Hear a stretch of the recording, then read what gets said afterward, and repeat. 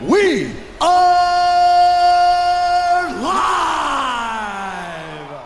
What's going on? It's Noah here with Youngblood MMA, and today we're going to be going through my picks and predictions for UFC 305, Dricus du Plessis versus Strickland 2. I'm going to be focusing primarily on the main card here, and something that's important is to set the stage in terms of context for this card.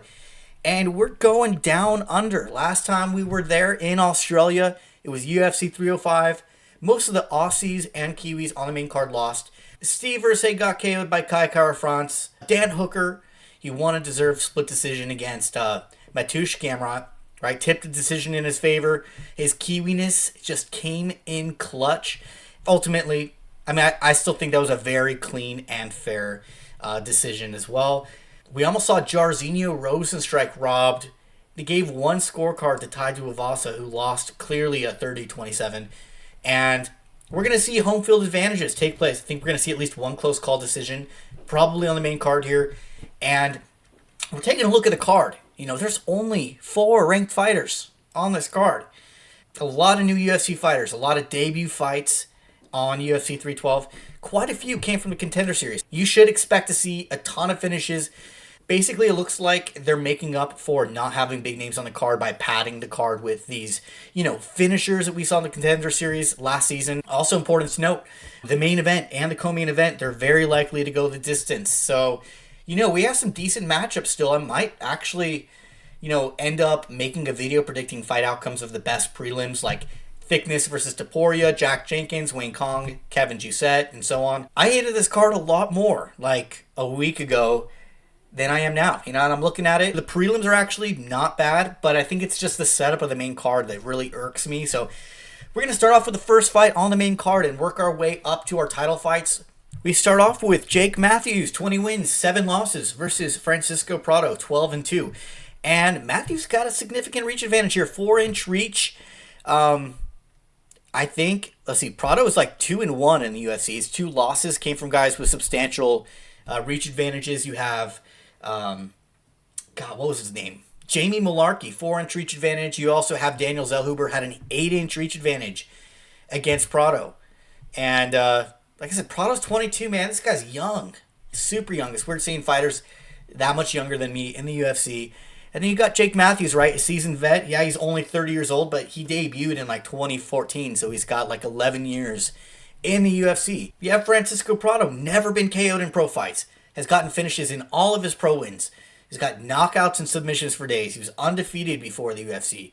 He's a great fighter. He had great pressure to work his opponents into the pocket. Solid distance management and footwork from Prado. And Matthews, actually. Francisco Prado and Jake Matthews have solid distance management and footwork. So I'm looking at this, man, at the reach especially. This is just a bad matchup for Prado. He's got grit. He's got a lot of heart. But that's not going to cut it in this matchup, Matthews, he's just got too much of a substantial reach advantage for Prado. It's going to be a problem. He struggled against Zellhuber. He struggled against Mullarkey. And Matthews in that ballpark there. Not to mention, did you guys know that this was a short notice fight? Francisco Prado is filling in for Jamie Mullarkey. Again, like I said, who he lost to in his debut. And they're fighting at welterweight. 170 weight limit. Prado's coming in from lightweight. Very much undersized. I don't know why Prado agreed to this matchup.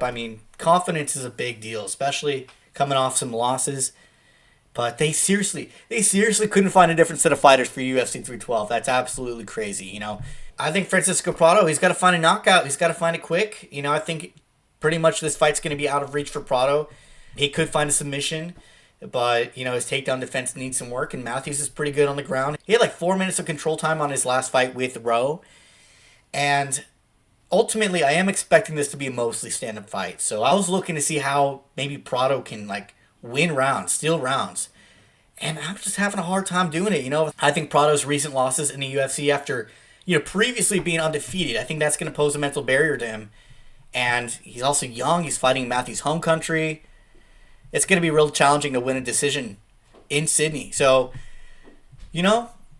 fortunately, Prado's got a lot of time to improve as a fighter, grow into his weight division. I think he'll find a lot of success there as he gets closer to his prime. But I'm going Jake Matthews by decision. Next fight, we have Jimmy Crute, 12 wins, 4 losses, 1 draw versus Rodolfo, Bellato, 12-2. Okay, just by hearing their name, who do you think? Who do you think's going to win this fight? I know Jimmy Crute, he's a big name, but just the sound of the name. The sound of the name, Jimmy Crute. Rodolfo Bellato. I'll let you guess on that, but Crute's coming off of 3 losses, 1 draw in a row. He got knocked out in the first round by Jamal Hill. He got knocked out in the first round by Anthony Smith before that. Most recently, he was gillied by Alonzo Mennefield in round 2. As after a draw that they cut in 3 rounds.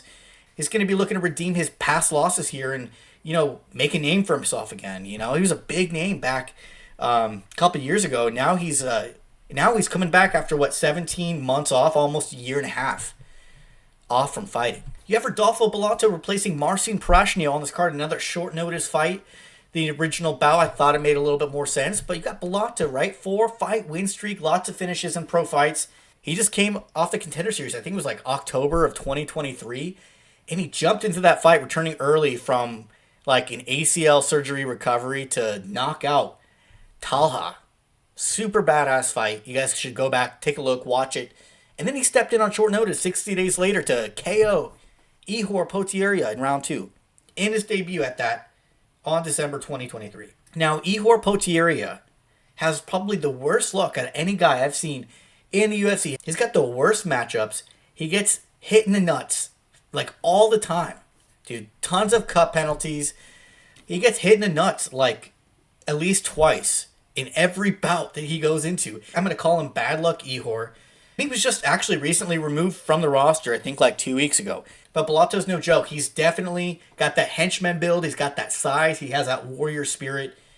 And I know he was looking to fight back in May 2024 because it is looking like he's taking a year off and he's coming back. He was supposed to fight at Vegas 92 against Umar Sy in May 2024 and had to pull out due to an injury. So that's fair, I guess. I'm picking Rodolfo Bellato to win by KO. This guy just finds a way to get it done, man. He's resilient. He's powerful. He's very well-rounded. He's only 28 years old, so we could see him improve substantially here. And he's the type of fighter that's willing to engage in a war with you. That's just really important in picking a fighter to win. So, again, Bellato by KO. Next fight on the card, we have Southpaw Justin Tafa, 7 wins, 4 losses, versus the undefeated newcomer, Tallison Texeira, 7 wins, 0 losses. In his entire MMA record, Why are they putting Texeira on a main card, on a pay-per-view, in his debut? I get it. He's got all round 1 finishes. He's entertaining to watch at that. Also, he's got a 9-inch reach advantage on Justin Tafa. Holy smokes. And he's 6'7", 7-inch height advantage as well. Damn. We look at the stats. We got 15 significant strikes landed per minute for Texeira, 55% accuracy. Compare that to Tafa, 4 significant strikes landed per minute on average. Much more output from Texeira. Tafa's got to be looking for those counters. But overall, I watched Texeira fight on the Contender Series. I watched him fight in LFA. He's got great forward pressure. Sure makes it easy when he towers over everyone he fights. He's a scary guy. He's a great striker. And you got Tafa, who's a counter striker, something to watch out for. But I think the reach advantage is going to cause Tafa to be a little bit more assertive. He's going to be under pressure. He's going to be a little miscalculated. But you got to think that's going to be really intimidating for someone like Tafa to fight a guy that's had 7 KOs in a row in the first round. And this guy's super long, super tall, got great reach. Defensively, Texeira's pretty skilled. Stats have him at 58% striking defense. I'm not too sure how accurate that truly is against more skilled strikers, but he's got great head movement. He's got length and reach to help him, pull in and out of the way of counters. And in reality of how the fight plays out, they likely will be exchanging in the pockets. Great opportunity for both guys to land a KO there. And I think Texeira can get Tafa to the ground. And, once you get Tafa to the ground, Tafa's not getting up. People think that Texeira can't get Tafa on the ground. Tafa's first win was via armbar submission. I'm picking Tallison Texeira to win via KO in round 1. I think he's got to stay smart. He's got to make sure he's not being overconfident. If he can do that, then I think he's got a really good chance here. And I will say this. I was leaning Tafa originally. I know this morning I was also like, are you sure you don't want to pick Tafa? But, dude, the stats and footage don't lie. I'm sure there's going to be some value there betting on Tafa. Tafa's got a lot of KOs, and he's only been knocked out once, and that was in his 2019 UFC debut. So I'm going to still stick with Texeira by KO. Now let's move on to our co-main event. We got Weili Zhang, 25 wins, 3 losses, versus the undefeated challenger, Tatiana Suarez, 11-0. And for those that didn't know, 2 of Zhang's losses came from Rose Namajunas, who she lost the strawweight title to the first time. And the second time they fought was Rose's first title defense. Zhang reclaimed her belt from Carla Esparza, who took the title from Rose via split decision. Just a wealth of experience for Zhang. She's got an incredible resume, especially compared to Tatiana Suarez. Suarez is 6 wins, 0 losses in the UFC outside of her Ultimate Fighter 23 finale. And 2 of those wins went the distance, and she found a finish on 3 former champions. So that's important to note. She's got a finish over Jessica Andrade, Carla Esparza, Alexa Grasso, and then she's got a 3-inch reach advantage. And she's a southpaw. And if you look back, the only southpaw Zhang fought was Amanda Lemos, who she dominated over 5 rounds. Now the stats indicate that Suarez is a better striker and grappler than Weili Zhang. Now, that can't be true. I know Weili Zhang, she's the best striker in women's strawweight. That's a fact. Suarez has also been inactive for 16 months. She's just been through the ringer with all these injuries. You know, we saw she was supposed to be scheduled on UFC 310 against Virna Jandiroba, and that bout was canceled. There were a bunch of rumors floating around that Suarez had some medical issues, and Suarez adamantly denied it on social media. You know, that being said, Zhang's one of the best to ever do it. You know, I feel like you have to be stupid to pick against her. And yet, here I am again. And I'm feeling real confident. I'm picking Tatiana Suarez to win the title on Saturday. I believe the bout with Jandiroba was canceled to schedule Suarez against Weili Zhang for a title defense. And it makes all the sense in the world. You got Suarez as a number 1 contender. There wasn't really anybody else that it really made sense for Weili Zhang to fight other than move up to fight Valentina Shevchenko at flyweight. Even if Suarez did have a medical issue, right? You know, she's got a pattern. She's got a pattern of delivering after long layoffs time and time again. This is not her first rodeo. Suarez is an elite wrestler. She's been doing this since she was like a little kid. And those kinds of fighters, they tend to be a true problem to be reckoned with. And I recommend Zhang keep the fight standing. That's where she's going to be at her best, despite just being well-rounded overall. And Zhang does have good grappling. She's got substantial amounts of takedowns on high-level fighters. And that being said, we should be factoring that Zhang has been in a ton of wars. It affects your balance. It affects your speed. It affects your awareness. And, you know, you can't not factor that in. Even if she hasn't been KO'd a bunch of times, you know, you have to consider that. We saw Weili Zhang put a clinic on Yan Xiaonan. And when I first watched the fight, honestly, I was like half watching it because I was celebrating Max Holloway's crazy knockout against Justin Gaethje. So when I first watched it, I thought it was a close fight. And then I went and I rewatched it again. But man, it was a clear win for Weili Zhang. But you also have Zhang Xiaonan. Took down Weili Zhang 3 out of 3 times. My question for you is, if Yan Xiaonan can do that, what will Suarez do, man? I think Suarez can find a finisher. Maybe that's a lofty statement considering Zhang has never been submitted. But I can just imagine Suarez finding like an arm triangle choke or a Darce choke. But Suarez has finished 7 out of her 11 wins via submission. So I'm going Suarez by submission here. Let's move on to the main event of the evening, right? We got Dricus du Plessis, 22 wins, 2 losses, versus the challenger, former champion, Sean Strickland, 29 wins, 6 losses. I swear, everyone around me that does keep up with UFC, they've been saying Dricus is going to go submit Sean Strickland, and I just don't buy it, man. I don't buy it. Sean has great takedown defense, 77% takedown defense via the stats. He's really good, man. We saw DDP take Sean down 6 times. Has it listed as 6 complete takedowns, and he's only got 2 minutes of control time. He didn't do anything with it. He got him down, and it was really unproductive, and that's a bad thing, especially when we're scoring fights here. Now, last time around, we saw a very, very close fight. It was incredibly controversial, and a lot of people felt depended on round 3. I don't. I'll give that round to Dricus du Plessis. I'm of the opinion of it depending on round 2, who a majority of the judges scored for Dricus du Plessis. Now, I watched this fight like 10 times. I watched it back like 10 times since UFC 297. And here's the baseline. We don't give points to a fighter just because they got their opponent on their back. Points are allocated to fighters who most damages their opponent via effective striking grappling. So I watched this probably 4 times since the last week and a half. I still think Sean Strickland won rounds 1, 2, and 5, but I will agree DDP looked more dominant in parts of round 3, all of round 4, where it seems Sean fully took that round off. And with that in mind, if this fight was an immediate rematch, we would be seeing a different fight than we're going to see on Saturday. I think Sean would have won the immediate rematch, but we've had some time to just see how Dricus du Plessis and Sean Strickland have improved since then. Usually a fighter becomes about 10% better after becoming a champion, and DDP is riding off that energy off a first title defense against Israel Adesanya.